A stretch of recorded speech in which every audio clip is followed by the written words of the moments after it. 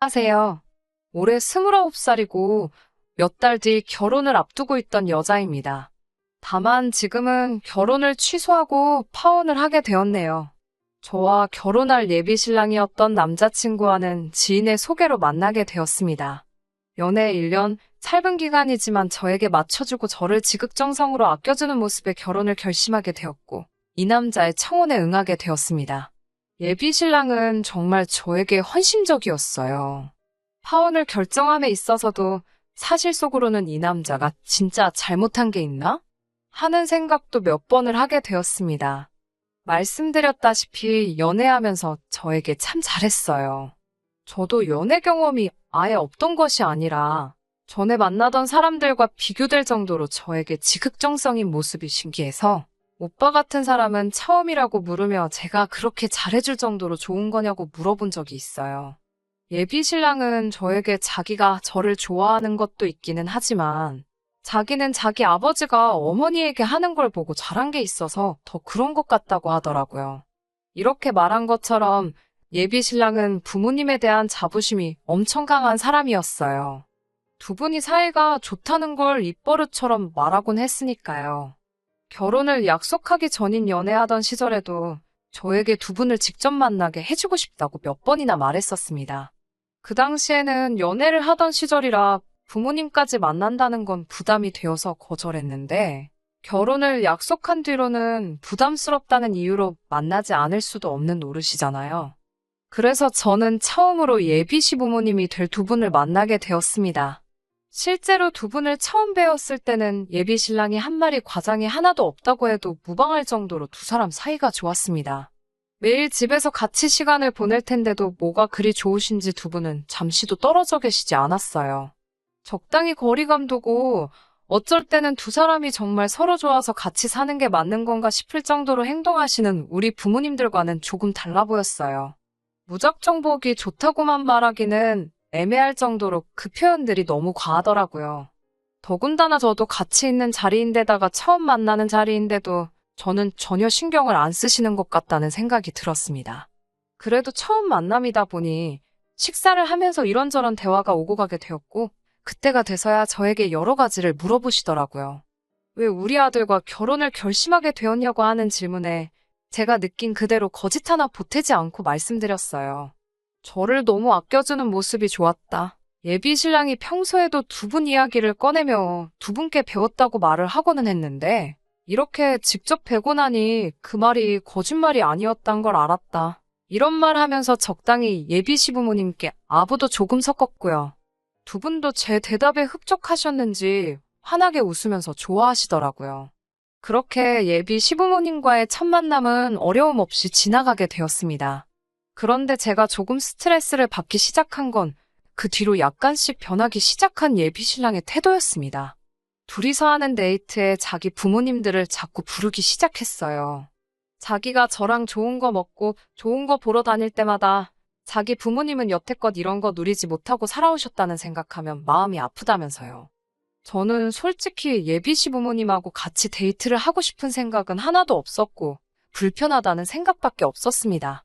좋은 거 먹고 좋은 거 보는 거 다 좋고 그걸 부모님께도 똑같이 경험시켜주고 싶은 마음도 100번 이해는 하겠는데 저 좀 빼고 따로 했으면 좋겠다는 생각이 들더라고요. 아무리 두 분이 저를 좋게 보셨다고 한들 예비 며느리와 예비 시부모의 관계잖아요. 제가 작정하고 나쁜 관계로 끌고 갈 생각은 없지만 그래도 적당히 거리감 두고 지내는 게 더 좋다고 생각하는데 예비 신랑은 자꾸 둘만의 시간에 자기 부모님을 함께 부르고 싶어하는 모습밖에 보이지 않더라고요. 저도 꽤 오랜 기간을 참아왔고 예비 시부모님과 강제로 커플 데이트를 몇 번이나 보내야 했습니다. 더 이상 아무 말도 하고 있지 않다가는 결혼 전까지도 계속 예비 시부모님과 함께 데이트를 해야 할 것만 같고 결혼 후에도 그렇게 될 것 같아서 말하지 않을 수가 없었어요. 그래서 예비 신랑에게 이런 식의 만남은 저도 조금 부담스럽고 같이 만나는 자리는 좋지만 조금 자제해줬으면 좋겠다는 부탁을 했습니다.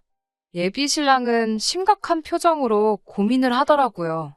그러면서 무겁게 입을 열며 예비 시부모님의 과거를 제게 말해줬습니다. 두 분이 젊을 적에 아직 결혼도 하기 전에 첫째인 예비신랑의 오빠를 가지게 되었다네요. 준비가 안 된 두 사람이었기 때문에 결혼식도 못 올리고 그렇게 허겁지겁 살림을 차리시게 되었다고 합니다.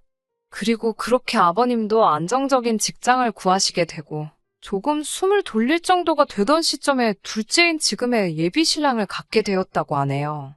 두 아이 키우기에는 조금 부족한 벌이었기 때문에 정말 두 분의 청춘을 포기하다시피 하면서까지 두 자식들을 키워내셨다고 합니다.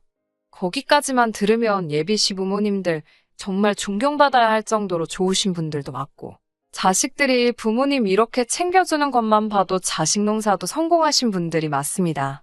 그런데 두 분이 자식들 때문에 많은 걸 포기하셨다고 한들 그걸 저까지 나서서 체험하게 해드릴 필요는 없다고 생각합니다. 더군다나 제가 결혼을 약속한 사이기는 하지만 그렇다고 아직 가족의 일원이 된 것도 아니잖아요. 연애 기간이 짧았던 만큼 저도 예비 신랑과 둘이서 보내는 시간이 더 길었으면 좋겠다 싶었고 그 시간을 예비 시부모님이 되었든 저희 부모님이 되었든 누구에게도 빼앗기고 싶지 않았어요. 예비 신랑에게는 그런 부분을 설명해 줬습니다. 아쉬워하는 눈치였지만 제 말에 틀린 말이 없으니 제 뜻에 따르겠다 하더라고요. 그 뒤부터는 예비 시부모님 없이 둘이서 결혼 준비해가며 여러 가지 추억을 쌓았습니다. 진작 말하면 쉬울 걸 뭘 고민하고 있었나 싶더라고요. 여기까지는 정말 아무런 사건 사고 없었고 이대로 결혼식을 올리게 되겠지 하고 생각하고 있던 와중에 예비 신랑이 오랜만에 시부모님과 함께 자리를 마련했더라고요. 저도 별다른 마음 없이 그 자리에 참석했습니다.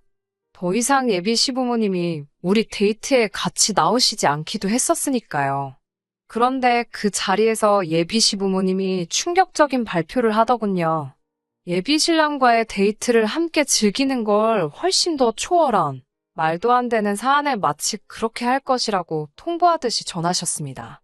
처음에는 예식장을 좀 더 큰 사이즈로 알아보라는 말을 하시기에 어차피 인원 제한 때문에 하객을 무작정 많이 부르시지 못할 텐데 왜 그렇게 하객 욕심을 내시는 거지 하고 의아하게 생각했어요. 그런데 그게 하객 때문에 그러는 게 아니시더라고요. 두 분은 저희 결혼식에서 두 분의 결혼식까지 같이 올리고 싶다는 충격적인 말을 해오셨습니다. 말 그대로 합동 결혼식을 하자는 거예요. 두 분이 여태껏 결혼식 한 번 올리지 못한 한을 풀어보고 싶다고 하시더라고요. 결혼식 못 올린 거 평생의 한이 될 수도 있다는 부분은 이해를 합니다. 리마인드 웨딩으로 한 번 더 식을 올리시는 부부가 요즘 많다고 들었는데 당연히 하실 수 있어요. 그런데 왜 하필 그걸 제 결혼식 날 하겠다는 건지 저는 도무지 이해가 가지 않았습니다.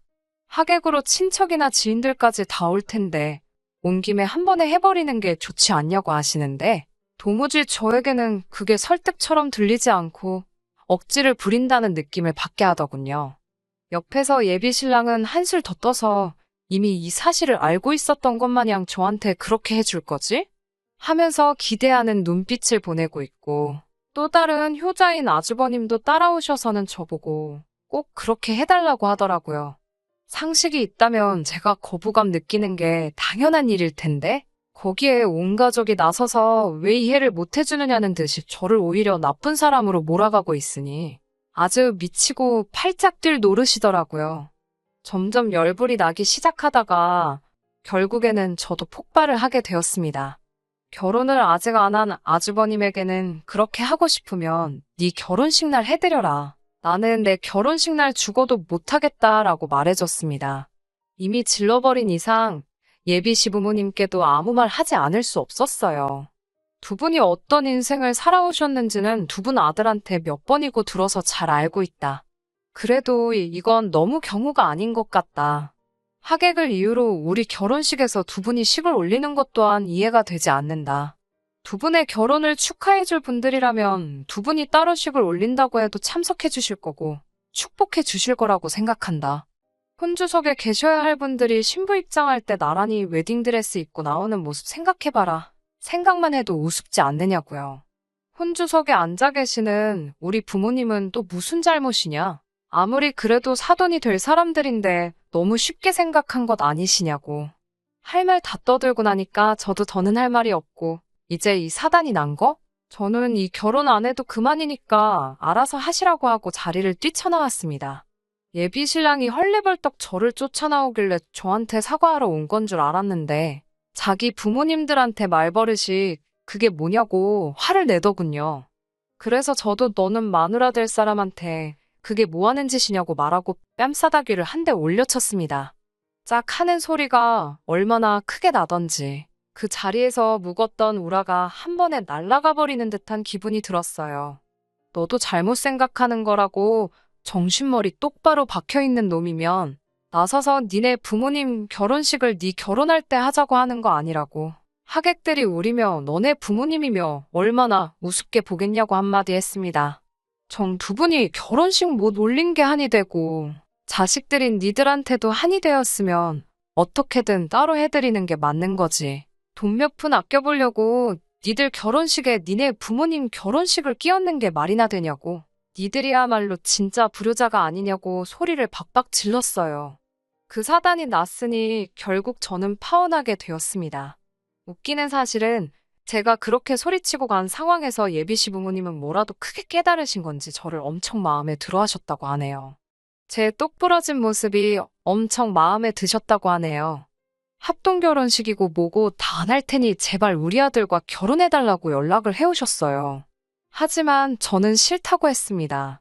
그때까지야 남편 될 사람이 효자인 건 진작에 알고 있었지만 고쳐 써먹지도 못할 천하의 머저리인 건 몰랐다고요. 멍청한 건 무슨 수를 써도 못 고친다고 제가 다른 건 참아도 멍청한 사람하고는 같이 살 생각이 없다고 거절했어요. 결국 그렇게 파혼하게 되었습니다. 물론 연애하는 1년간 좋은 기억도 많은 사람입니다. 하지만 아쉽지가 않아요. 오히려 연애를 짧게 해서 다행이라는 생각이 들어요.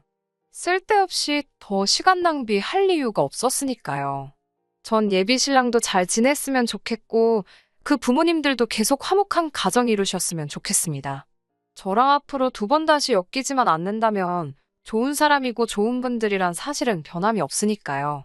제 사연은 여기서 마치도록 하겠습니다. 그럼 다들 좋은 하루 되시고 화목한 가정 이루길 기원합니다.